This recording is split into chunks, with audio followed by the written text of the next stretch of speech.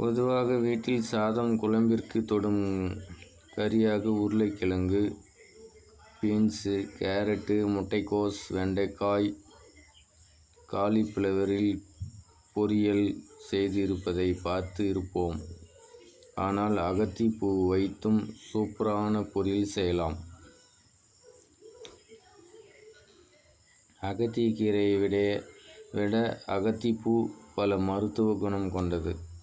கண் எரிச்சல், தலை சுற்றல், சிறுநீர் பிரச்சனைகளை தீர்ப்பதில் அகத்திப்பூ முக்கிய பங்கு வகிக்கிறது.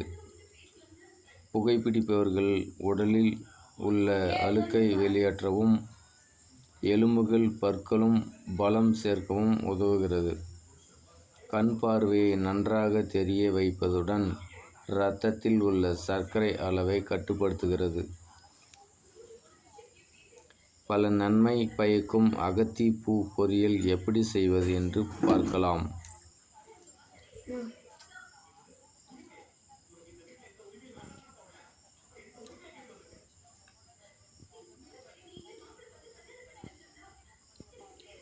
சூடு சாதத்துடன் பிசைந்து சாப்பிட மத்தி மீன் ரோஸ்ட் அறுசுவை. ஒரு பாத்திரத்தில் தண்ணீர் ஊற்றி சிகப்பு அகத்திப்பூக்களை நன்கு கழுவி வைக்க வேண்டும்.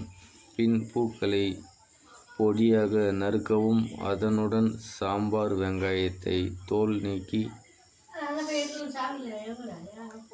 சிறிதாக பொடிசாக நறுக்கி வைத்து கொள்ளவும்.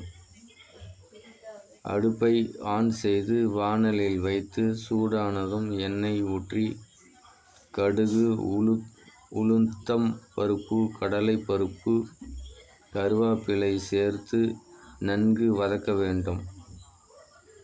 பின் நறுக்கி வைத்திருந்த வெங்காயம், அகத்திப்பூக்களை சேர்த்து நன்கு வதக்கவும்.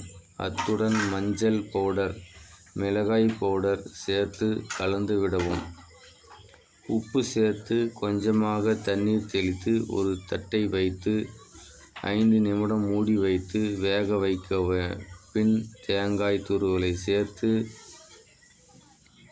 நன்கு கலந்து விட்டு இறக்கினால் சிவப்பு அகத்திப்பூ பொரியல் தயார்.